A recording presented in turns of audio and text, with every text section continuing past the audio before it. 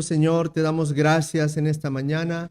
Gracias, Señor, por la oportunidad de estar acá reunidos para poder escuchar, adorar y aprender de tu palabra.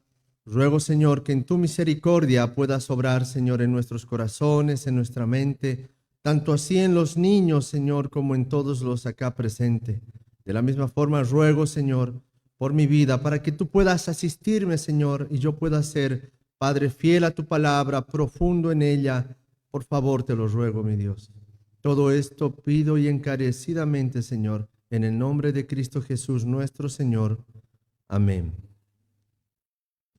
Bueno, hermano, vamos a Romanos capítulo 15, del versículo 14 al 16. Acompáñenme en la lectura, vaya con su Biblia ahí. Romanos capítulo 15, versículo 14 al 16. Pero déjeme decirle, antes de dar lectura, únicamente voy a exponer el versículo 14.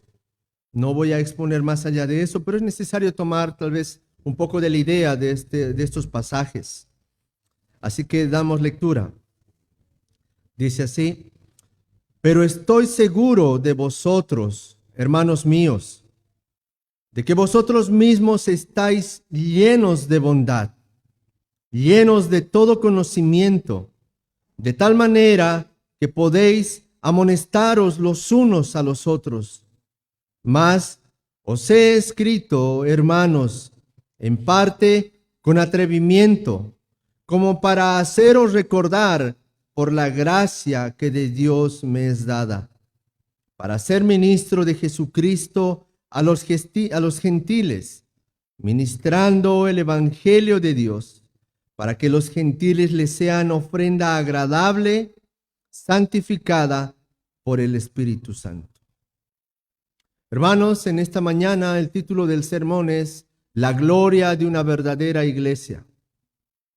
Si has querido aprender y has querido saber qué es una verdadera iglesia, y tal vez hoy estás de paso por acá, y para los que están, y para poder refrescar una vez más nuestra mente, debemos de saber que nuestros pensamientos no son como los pensamientos del Señor. Los de Él son mucho más elevados a comparación nuestra. Y hoy, hermano, espero en el Señor poder mostrarles y que ustedes puedan comprender que la gloria de una verdadera iglesia no radica en aquello de lo que los hombres ven y hoy lastimosamente enseñan y dicen. Para eso, hermanos, yo quiero que en esta mañana veamos tres aspectos básicos de lo que una iglesia es en cuanto a la gloria que refleja. En primer lugar, una iglesia es gobernada, es dirigida por el Espíritu Santo. En segundo lugar, lo que vamos a ver en este pasaje, en el versículo 14, es que una iglesia está comprometida con el conocimiento de la palabra de Dios. Y como parte final, lo que vamos a ver en este pasaje es que una iglesia practica lo que la palabra de Dios enseña.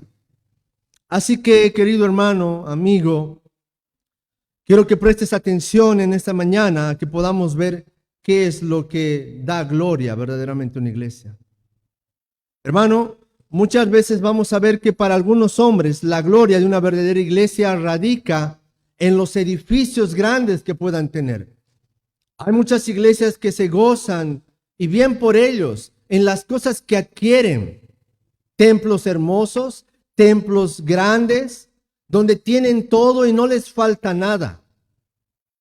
Hay personas que ven a la iglesia como un lugar glorioso, tal vez por la cantidad de personas.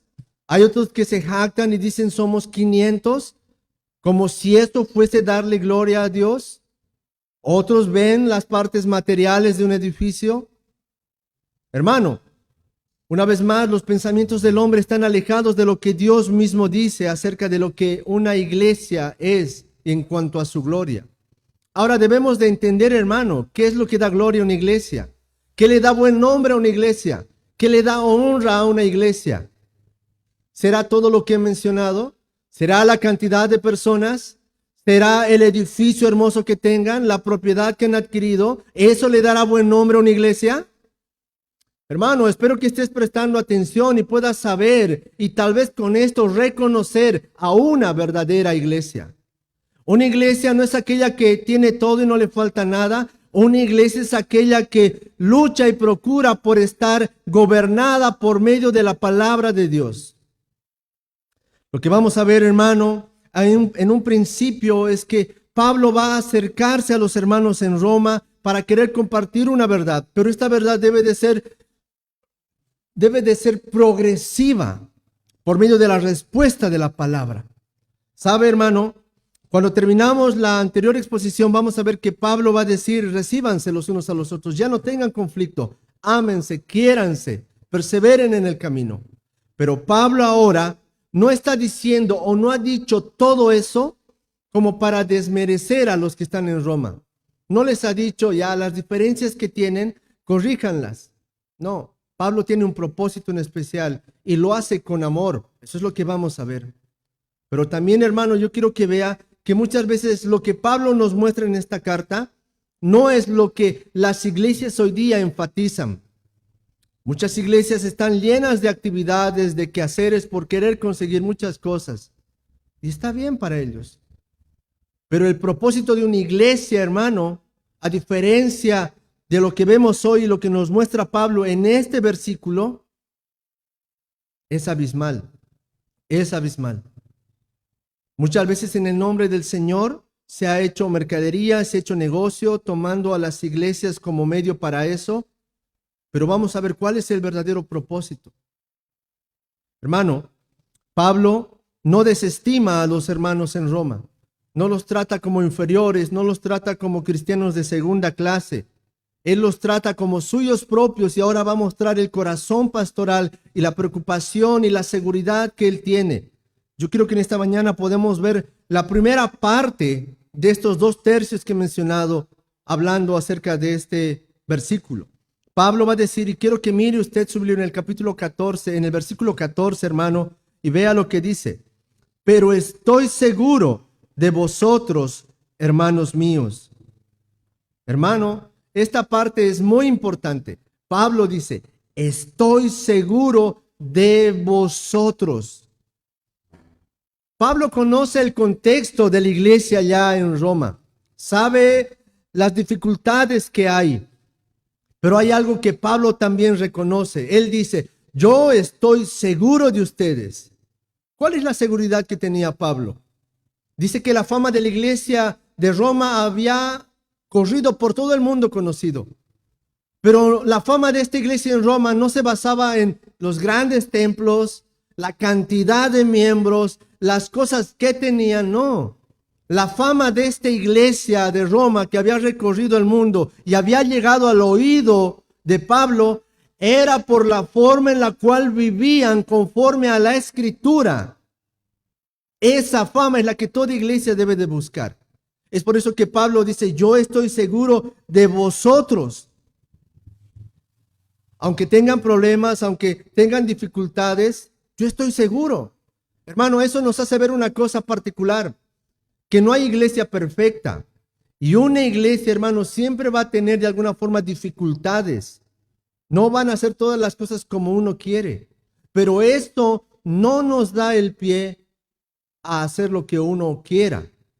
A la misma vez, eso nos muestra que todavía estamos en esta carne que está sujeto a la imperfección y a los defectos de cada uno.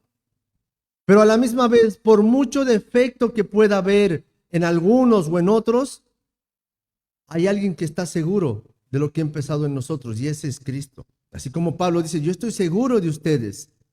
¿Por qué? Porque conoce nuestro corazón, nuestra intención, a pesar de algunas cosas. Pero de seguro tenemos que seguir trabajando para que esas cosas que tal vez son evidentes y deficientes cambien en nuestra vida. Pablo va a decir, estoy seguro de vosotros. Y no lo hace arrogantemente como les dije. ¿Sabe por qué? Pablo va a expresar el afecto. Hermanos míos.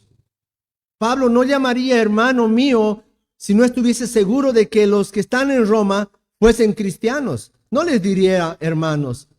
Pero él está seguro de que han recibido a Cristo, tienen a Cristo, porque él ve la evidencia en todo lo que ha escuchado acerca de esa iglesia. Ahora, hermano, Pablo nos dice en la otra parte, que esta seguridad que Pablo tenía se basaba por un aspecto particular.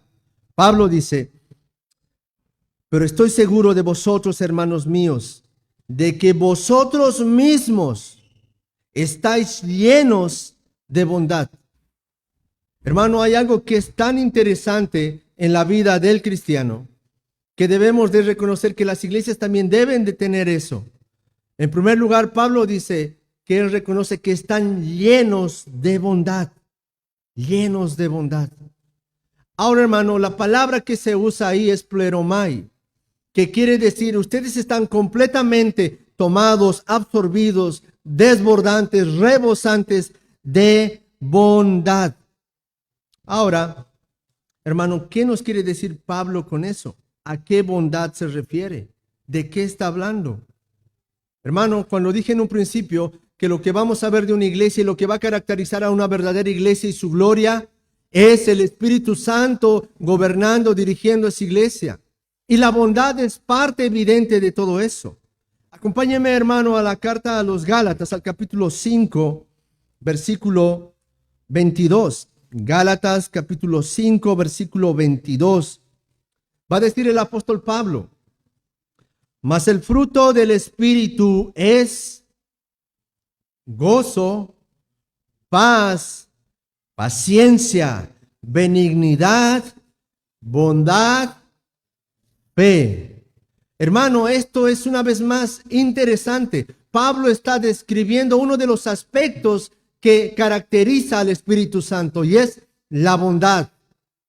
Y el Espíritu Santo, hermano, si está dentro de la iglesia, no solamente va a mostrar la bondad, va a mostrar la paciencia, va a mostrar la benignidad, va a mostrar el amor.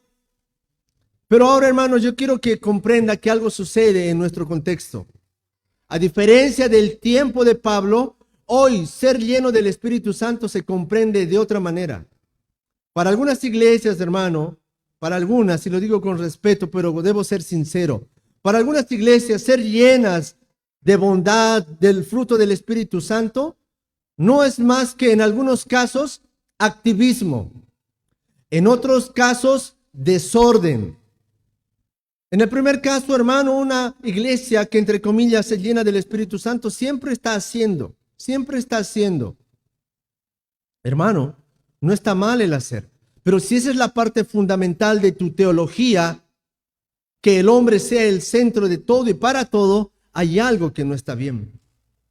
Pero también está el otro lado en este mismo punto, en el cual el centro de la iglesia es el desorden cuando se habla de la llenura del Espíritu Santo, cuando se habla del control. Vamos a ver, hermano, iglesias hermosas, grandes, parecen catedrales romanas, pero donde se habla de la llenura, más al contrario, rige y vive el desorden. Porque, hermano, este hecho de tener todo lo necesario y ser lleno del Espíritu Santo no simplemente se ejemplifica por de alguna forma demostrar los dones que hoy se malcomprenden. Eso no demuestra lo que el Espíritu Santo verdaderamente provoca en la vida de una iglesia y en la vida de un cristiano. Ser lleno del Espíritu Santo es más que hacer algunas cosas extravagantes, por no decir claramente lo que pasa ahí, ya ustedes conocen. Ser lleno del Espíritu Santo es demostrar todo lo que Pablo nos muestra en Gálatas, que el fruto del Espíritu Santo es bondad. Y Pablo dice: yo estoy seguro de ustedes, que ustedes están llenos de bondad. Por ende, están llenos del Espíritu Santo. Y no solamente tienen bondad, tienen paz, tienen gozo, tienen paciencia, tienen benignidad. Y esto, hermano, debe de ser algo que caracterice a una verdadera iglesia. Una iglesia dominada por el Espíritu Santo va a ser una iglesia que constantemente esté buscando hacer lo bueno, lo correcto para con los suyos. Una iglesia llena y dirigida por el Espíritu Santo no va a ser una iglesia egocéntrica que piense únicamente en sí. Un cristiano lleno del Espíritu Santo no va a ser uno que piense únicamente en lo que él quiere y en lo que él necesita. La bondad se va a ver reflejada por el hecho de querer cubrir, satisfacer, ayudar a aquellos que necesitan de sí o de uno mismo para cubrir alguna necesidad. Hermano, eso es ser lleno del Espíritu Santo. Pablo dice: yo sé que ustedes están llenos. Yo sé que en ustedes hay bondad, amor, paciencia. A diferencia de lo que he mencionado en otras iglesias, hermano, no nos dejemos engañar por aquellas falsas ilusiones, espejismos que nos muestran que por el hecho del activismo o por el hecho de desórdenes muestran la llenura. No, hermano, eso no demuestra nada de lo que estoy mencionando. Simplemente muestra emocionalismo y una teología centrada en el hombre, un teocentrismo y no una vida centrada en lo que Dios verdaderamente quiere. El hombre, hermano, muchas veces se pone en el centro para querer tomar el lugar que Dios le pertenece. Pero cuando vemos eso, hermano, Pablo nos va a decir algo que es importante. En esta parte nos está llamando a mirar aquello que tal vez algunos tenemos en mayor proporción o otros tenemos tal vez en menos capacidad de demostrar eso. Hermano, una iglesia y su gloria se ve reflejada por la unión que hay entre cada uno. De manera unipersonal, cada uno de ustedes, al igual que yo estoy unido a Cristo. Pero al estar unido a Cristo, yo estoy unido a usted y usted está unido a mí. Y así todos los cristianos. No hay el hecho yo y Cristo. No. Estás tú, Cristo y tu hermano. Eso es lo que el Evangelio, eso es lo que la palabra de Dios muestra y enseña. Y Pablo reconoce eso. Ahora, hermanos, sería bueno que eso reconocieran o se reconociese en todas las iglesias. Si Pablo pudiese hoy ponerse de pie y pudiese visitar todas las iglesias que hoy uno conoce, Pablo, ¿qué diría? Estoy seguro de ustedes, diría. Pablo diría, sé que en ustedes están llenos de bondad, diría. Si Pablo tal vez visitara esta iglesia o otra iglesia, ¿qué es lo que él diría? Si él supiese de esta iglesia, ¿qué es lo que diría? ¿Están llenos de bondad? Hermano, es algo que a la vez nos debe de hacer reflexionar para ver cómo es que estamos viviendo el Evangelio. Más allá tal vez de mirar a otros, mirar hacia nosotros. Pero no podemos obviar lo que está en nuestro entorno. Querer cerrar los ojos y no hablar de eso sería mentirnos a nosotros y ocultar la verdad. Pero a la misma vez, hermano, tenemos el deber de demostrar que nosotros sí queremos ser llenos del Espíritu Santo. Y Pablo va a decir el cómo, porque hay un cómo para esto. Cómo ser lleno del Espíritu Santo. Acompáñenme a la segunda parte de este versículo. Pero estoy seguro de vosotros, hermanos míos, de que vosotros mismos estáis llenos de bondad, estáis llenos de todo conocimiento.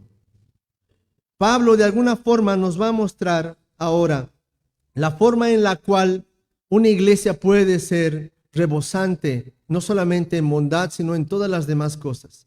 Pablo dice, ustedes están llenos de todo conocimiento.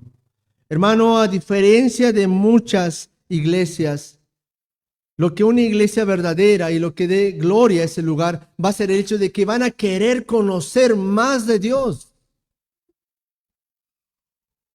Cuando vivimos en un tiempo como el presente, en el cual la gente ha dejado a los sentimientos y ha puesto la razón en un costado, y eso sucede aún dentro de los cristianos, porque todos quieren sentir. Pareciera que ya nadie quiere conocer y leer, porque es más fácil sentir. Hay algo que Pablo nos dice y reconoce qué es lo que hace una iglesia. Dice, ustedes están llenos del conocimiento. Ahora, hermano, eso nos llama la atención. ¿Sabe por qué, hermanos? La palabra que se vuelve a usar ahí ya no es pleromai, sino es la palabra griega plero, que no solamente quiere decir ocupar un lugar, sino que quiere decir que desborda y controla. Yo sé que ustedes están siendo controlados por medio del Espíritu. Para que podamos comprender esto mejor, acompáñenme a la carta a los Efesios, ahí girando algunas hojas de su Biblia. Efesios capítulo 5, versículo 18. Es un pasaje que conocemos muy bien, pero es necesario que podamos leerlo en esta mañana. Dice, usándose la misma palabra, No os embriaguéis con vino, en lo cual hay disolución. Antes bien, sed llenos del Espíritu. Esa palabra llenos es controlados.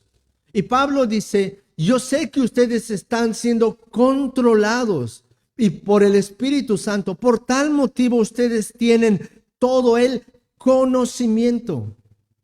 Ahora, hermano, un cristiano nunca va a dejar de aprender. Un cristiano siempre va a tener la intención de querer conocer más acerca de su Dios. Pero eso no surge únicamente por el sentimiento unipersonal, sino surge por lo que la iglesia adopte como medio para su vida. Una iglesia siempre va a querer enseñar. Una iglesia siempre va a querer instruir. Es lo que el apóstol Pablo nos va a decir en otros sermones. ¿Cuál es el deber? Pablo dice, yo quiero, sé que ustedes tienen todo conocimiento. Hermano, eso es algo de lo que carece hoy las iglesias. Pueden tener todo, hermano, lo que le venga a su mente. No les puede faltar nada. Tal vez no sufren incomodidad, pero les falta algo, el conocimiento del Señor. Eso es muy importante. ¿De qué te sirve tener todo si no tienes lo otro que vale más que el oro y la plata? ¿De qué te sirve tener un castillo donde no hay nada? Hermano, la diferencia que hace Pablo en lo que vivimos hoy como cristianos, no solo en esta iglesia, sino en todos los lugares, es que el principal propósito de una iglesia llena del Espíritu Santo es que ésta pueda venir a tal conocimiento por medio de querer conocer más a Dios por el estudio de la palabra. Pero eso va a producir algo en nosotros, hermano. Pablo dice, sé que ustedes tienen conocimiento, pero ahora, hermano, hay que hacer una distinción. Porque pueden haber muchos cristianos y muchas iglesias que tengan mucho conocimiento, gnosis, pueden tener mucho en su cabeza. Pero Pablo no se está refiriendo únicamente a eso. No les está diciendo, dentro de ustedes hay buenos maestros. Pablo les está diciendo, ustedes tienen todo conocimiento, pero también tienen algo que es importante y resaltante. Tienen el conocimiento en práctica. Eso es otra cosa. Ahora, hermano, eso nos llama la atención. Tal vez uno no puede prestarle la atención al estudio que requiere. Ahora, tal vez sí le estás dando el tiempo al estudio, pero ahora la pregunta es, ¿estás poniendo en práctica todo aquello que has conocido? ¿Todo aquello que has estudiado? Eso nos debe de cautivar un momento en cuanto a nuestro pensamiento para ver por qué propósito aprendemos, cuál es el fin para ir a la Escritura, cuál es el fin para ir a conocer más a Dios. Hay algo, hermano, que es importante. Pablo va a usar una palabra que de alguna forma encierra todo. Ustedes tienen conocimiento, pero no es eso. Dice, todo, todo. Y está hablando de una capacidad o del absoluto de las cosas. Ahora usted me dirá, ¿quién puede conocer todo de Dios? Hermano, no conocemos todo de Dios, pero deberíamos de querer conocer todo acerca de Dios. Esa es la gran diferencia. No puedes meter el mar en un vaso, pero puedes intentar querer tener mucho de aquello que hay. Y eso, hermano, hace que una iglesia de alguna forma tenga un buen nombre, de que sea reconocida por el gobierno, de alguna forma por el Espíritu Santo, su llenura, por el control, por el deseo de querer aprender más de su palabra. Hay algo importante, hermanos. Un hombre, Benjamin Keach. Benjamin Keach dice que la gloria de la verdadera iglesia se refleja en la vida de las personas. Y cuando leía ese tratado de Benjamin Keach, cómo que la gloria de la iglesia se refleja en la vida de las personas. Acompáñame a la primera carta del apóstol Pedro.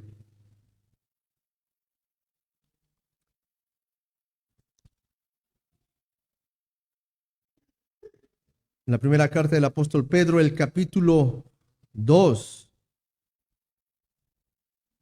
Primera de Pedro, capítulo 2,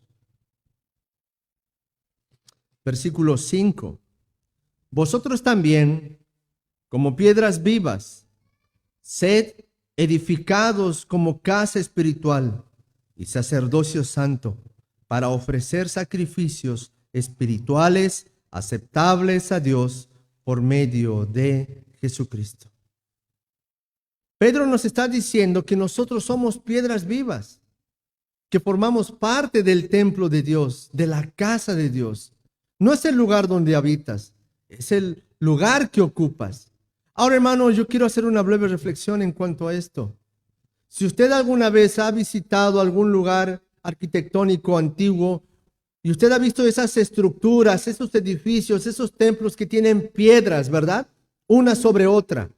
Y cada piedra es tallada de manera específica que ocupa un lugar específico. Pedro dice, ustedes son piedras vivas que forman un templo.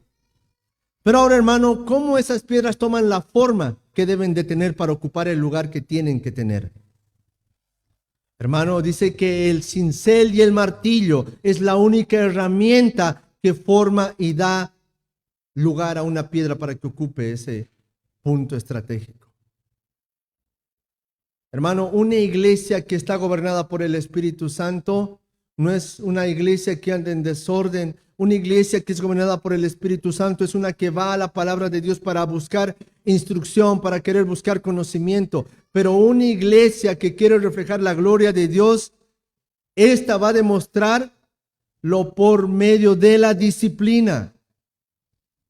Por medio de la disciplina. Ahora, hermano, hay una disciplina correctiva. Todos los domingos, hermano, se predica el Evangelio. Todos los domingos, de alguna forma, se te está alentando a corregir tu vida. Se te está animando a mejorar en aquellos aspectos. Es la predicación una parte fundamental para que estas piedras vivas sean moldeadas, cortadas, para que ocupen el lugar que el Señor les pide que ocupen. Pero ¿qué hay si no queremos el sermón? ¿Qué hay si no venimos a eso? ¿Cómo Dios obra en nuestra vida? Es importante, hermanos, reconocer que el único lugar donde Dios ha de tratar, tal vez de manera colectiva, es en medio de su iglesia, para hacer de nosotros lo que Él espera.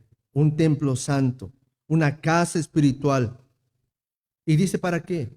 Para ofrecer sacrificio espiritual aceptables a Dios por medio de Jesucristo. Ahora, Pablo no termina ahí únicamente diciéndoles, ustedes sean buenos y los reconozco por esa bondad. No, tampoco está diciendo únicamente, yo sé que ustedes leen mucho la Biblia, ustedes se preparan constantemente. No está diciendo solamente eso. Pablo ahora va a decir lo que desencadena todo esto. Una iglesia llena del Espíritu Santo, una iglesia que estudia la palabra, va a tener un desenlace en la vida que lleva. Sigamos leyendo el versículo 14 y llegamos al final. Pero estoy seguro de vosotros, hermanos míos, de que vosotros mismos estáis llenos de bondad, llenos de todo conocimiento, de tal manera que podéis amonestaros los unos a los otros. Ese de tal manera es por esta razón. Ustedes tienen la bondad, los frutos del Espíritu Santo, ustedes tienen el conocimiento de la palabra. Por esta razón, ustedes pueden llamarse la atención los unos a los otros. Ustedes pueden edificarse los unos a los otros. Ustedes pueden ser la herramienta para el uno, para el otro. Hermano, en esta parte nosotros vamos a ver la responsabilidad que tenemos al llamarnos cristianos, al decir tengo al Espíritu Santo, al decir tengo conocimiento. Eso no únicamente es un beneficio, sino que inquiere una responsabilidad. Y esta es que nos exhortemos, nos llamemos la atención, nos amonestemos. Ahora, hermano, la palabra amonestar tiene que ver mucho con corregir o encaminar. No tenemos que imaginarnos que Pablo quiere decir, vayan y pónganse en disciplina. No, lo que Pablo está diciendo, que nosotros como una iglesia Y una iglesia que quiere dar la gloria a Dios va a estar siendo instruida constantemente con el fin de llevarnos a que cada uno de nosotros sea más parecido a Cristo. Y eso es por medio de la amonestación. Por eso creemos que es necesario que estemos reunidos, jóvenes, grandes, niños, para que todos podamos edificarnos los unos a los otros. Una iglesia debe de querer enseñar al más pequeño, al más grande, acerca de la palabra de Dios, porque ella es el único medio para transformar las vidas. No hay otra forma. Y para que estos puedan amonestarse, para que puedan corregirse. Ahora, de la misma forma, amonestarnos los unos a los otros hace que todos tengamos responsabilidad y que todos de alguna manera estemos atentos, no a lo que come, mi hermano, no únicamente a cómo viste, sino preocuparnos de la parte espiritual, ver por qué su semblante está decaído, alentarlo, exhortarlo. Y esa no es una labor que únicamente recae en el pastor. No es el único que viene y debe de amonestar a los hermanos. Pablo dice, amonéstense los unos a los otros. No dice, esperen ser amonestados únicamente por el pastor. Ese es el deber. Eso es lo que debe dar gloria a Dios. ¿Para qué?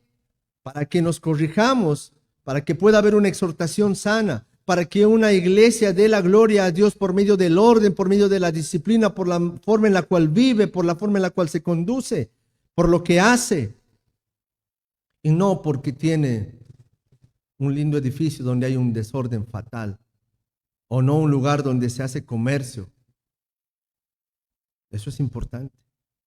Ahora, hermano, eso pone, queramos o no, en un lugar incómodo a todos.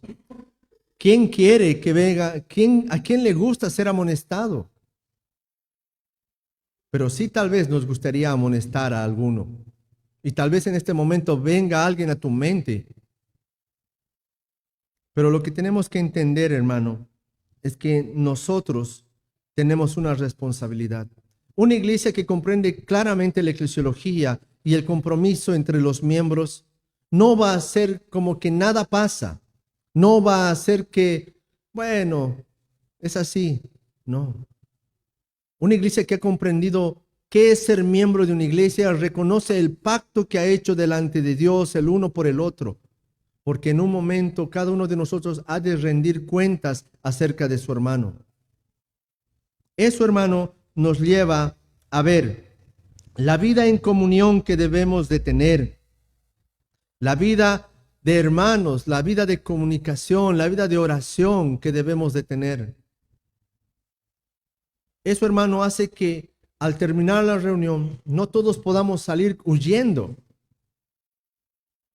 Porque cómo Dios ha de tratar con tu vida, cómo Dios ha de obrar con mi vida, si no es por medio de ustedes. Y cómo Dios ha de obrar en ustedes, si no es por medio de otro hermano. Hermano, cuando uno comprende qué es lo que el Señor demanda de nosotros, vamos a saber que todo lo que Él quiere lo demuestra por medio de su iglesia. Así como nos llama a cumplir deberes, roles, también nos da los beneficios que esta misma ofrece a cada uno de los creyentes de ese lugar. Ahora, sabiendo esto, hermano, una iglesia debe de estar dispuesta a ser, o miembros de una iglesia deben estar dispuestos a ser corregidos, amonestados. Y eso no debería de ofendernos cuando alguien venga, no debería de molestarnos cuando alguien venga y te diga, hermano, hermana, me parece que hay algo mal en ti. No deberíamos de sentir que no nos quiere, no deberíamos de sentir que nos odia. ¿Sabe por qué? El apóstol Pablo dice, ustedes están llenos de bondad. Yo pongo esto, si tu hijo quiere meter la mano en la tostadora, en la cocina, ¿tú le vas a amonestar para que no haga eso? ¿Verdad? Tú lo vas a amonestar. ¿Por qué? ¿Porque lo odias o porque lo amas? Porque lo amas y va a ser muestra de tu bondad, de tu amor hacia Él. De la misma forma, una iglesia donde hay amor, donde hay bondad, va a haber una exhortación y eso demuestra el amor que se tiene el uno por el otro. Pero cuando te toque que te exhorten, recibe la reprensión con amor. Pero cuando te toque exhortar, hazlo como si fueses tú aquel que va a recibir la exhortación, para hacerlo con amor, no para hacerlo desalmadamente. Es el hecho que nosotros podamos ponerlos en el lugar del otro. El amor, hermano, el amor, el verdadero amor que el Señor nos muestra, hace que vivamos continuamente, no viendo nuestros errores, sino corrigiendo aquello que de alguna forma sea deficiente en nuestra comunión. Y ese es nuestro deber. ¿Qué es lo que da gloria a una verdadera iglesia? ¿Sus edificios? ¿Qué es lo que da gloria a una verdadera iglesia? ¿La cantidad de personas que tengan todo lo necesario? ¿Eso da la gloria a una iglesia y eso glorifica al Señor? Lo que da gloria a una verdadera iglesia es que ésta pueda tener una vida ordenada, no sin pecado, porque es imposible. Una vida que constantemente esté siendo tratada para que cada uno de estos pueda ser una piedra viva, tallada con el cincel, para que pueda formar parte de este templo, de esta casa de Dios que se llama iglesia, la comunión de los santos. Puede faltar mucho, puede haber escasez, puede haber necesidad, pero lo que no puede faltar es el hecho de querer vivir conforme a lo que el Señor nos pide y nos demanda como miembros de una iglesia. Para terminar y hacer una conclusión, cuando vemos el desorden en muchos lugares nos sorprendemos. Cuando vemos grandes desastres, nos asustamos. Pero cada uno de nosotros tiene el deber, la responsabilidad de amonestarse el uno al otro.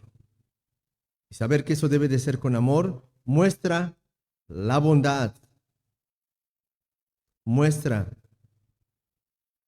la preocupación que hay y evidencia el conocimiento que tenemos la palabra de Dios. En muchos lugares se escucha decir, es que no hay amor allá porque te exhortan, te llaman la atención, no te aceptan como tú eres. Hermano, Dios no acepta a nadie como uno es. Dios tiene que hacer una obra en nosotros. Una verdadera iglesia no va a querer buscar el favor de nadie. Un hombre que predique el evangelio no va a negociar todo lo que el Señor demande para estar en paz con alguien. Va a cumplir su rol y cada cristiano va a hacer lo que tiene que hacer para glorificar a Dios. Una verdadera iglesia es aquella que dice, hágase tu voluntad antes que la mía. Una verdadera iglesia es aquella que únicamente es movida por la sola escritura. Y eso nos llama a tener también cuidado. Cuidado. Yo quiero que agradezcamos a Dios, hermano, en una oración.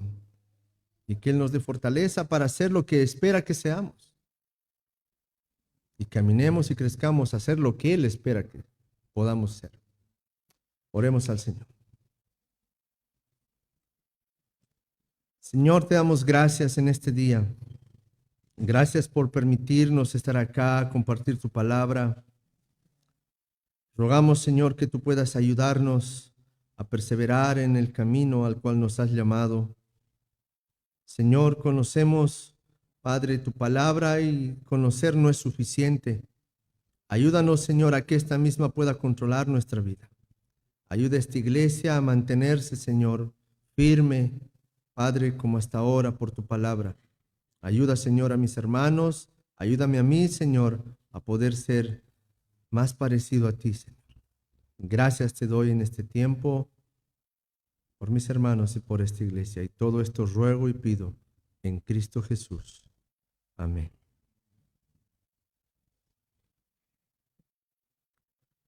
Bueno, hermano.